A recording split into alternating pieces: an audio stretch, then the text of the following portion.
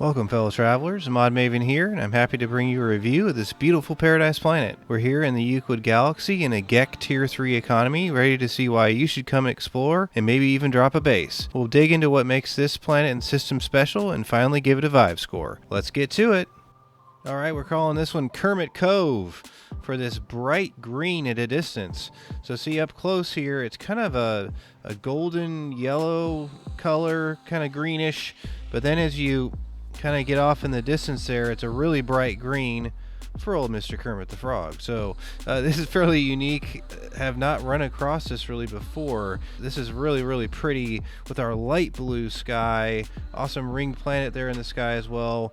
Matching beautiful light blue water here in our trees, kind of leafy oak in the reds and golden browns, and we got some green going on with the palms there into these bushes. Make sure you scan both of those types of green and red bushes there. They will give you some extra resources. Really a nice flow here as well with our land, with some larger peaks, but just those sprinkled around, and then we have some nice foothills. Very beautiful breakup of water here with some very pleasant looking light blue water and mist as we look across the mountains there. Alright, as we look for some fauna here, I wanted to kind of walk through this Flora we mentioned just a second ago, just to kind of show you a little bit more up close.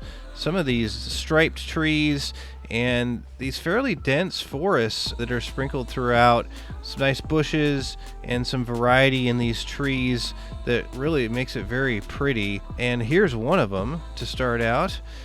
Really big humpback, kind of really huge.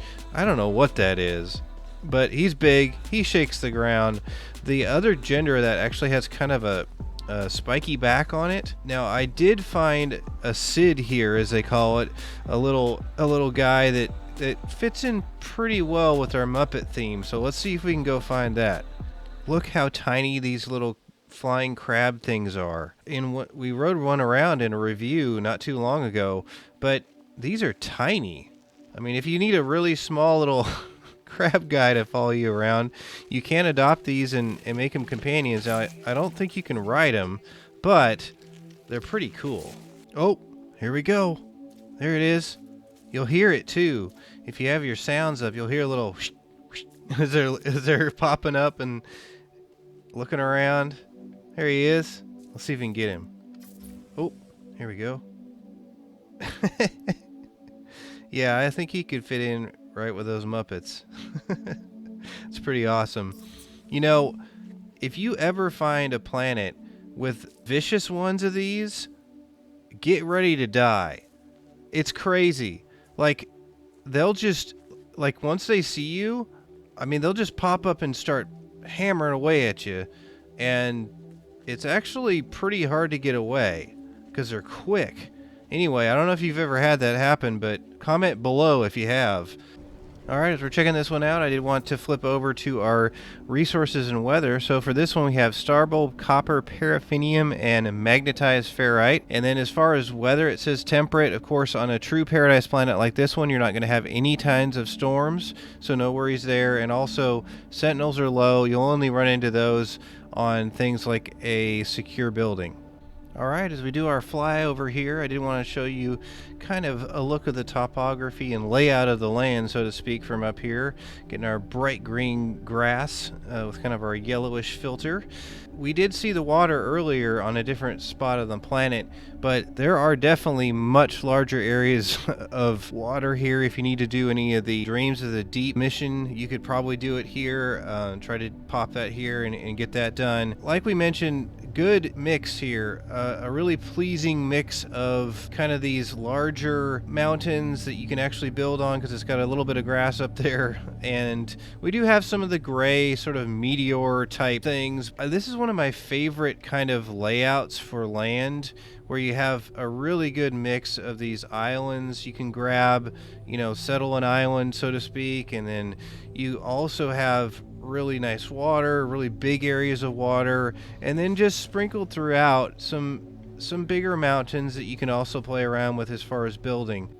Alright, as we make it out here to space, I did want to talk about the system freighter, kind of a yellow one here. If you want to come grab one of those, it's got the kind of W wings on the side there. A little bit view of the frigates as well, kind of yellow and black.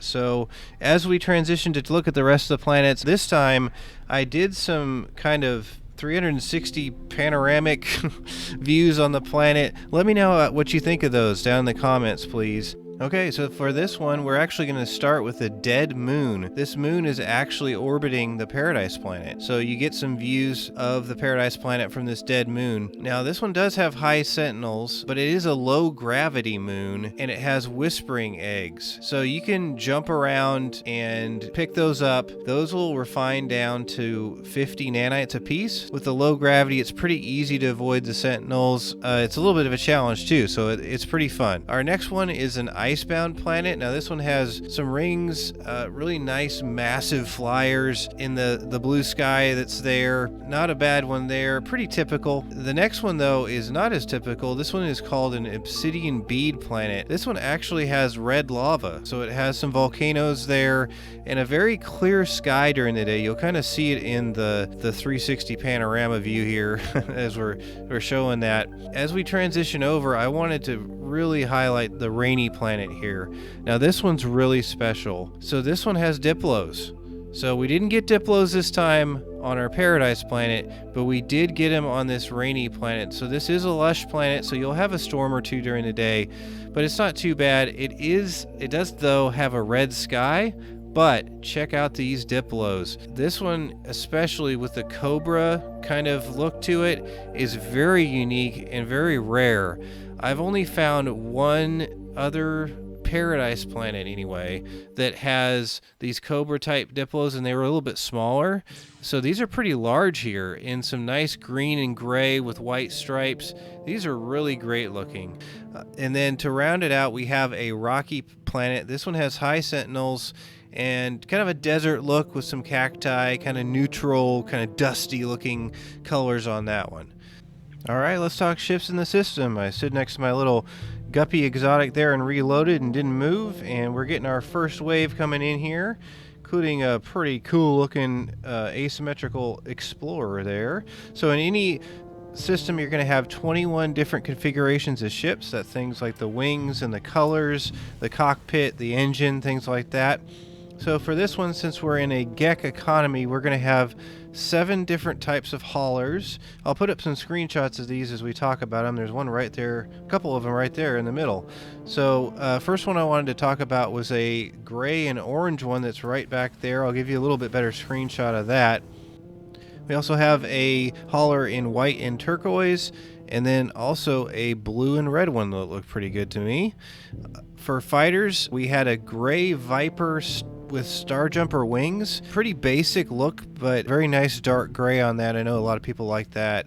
And then there's also a red, white, and blue bottlenose with a droid that looked pretty good too. As far as the rest of them, we'll have 3 explorers. We saw one of them just a second ago. And then we'll have 7 shuttles and 1 exotic. Yes, there is an exotic in every system. If you want to come grab it, you can come hang out here. I was not able to find it. You can also look for that down at one of the trading posts. Alright, well, we're up here in the space station. Let's also talk about these S-Class upgrades available up here at these vendors.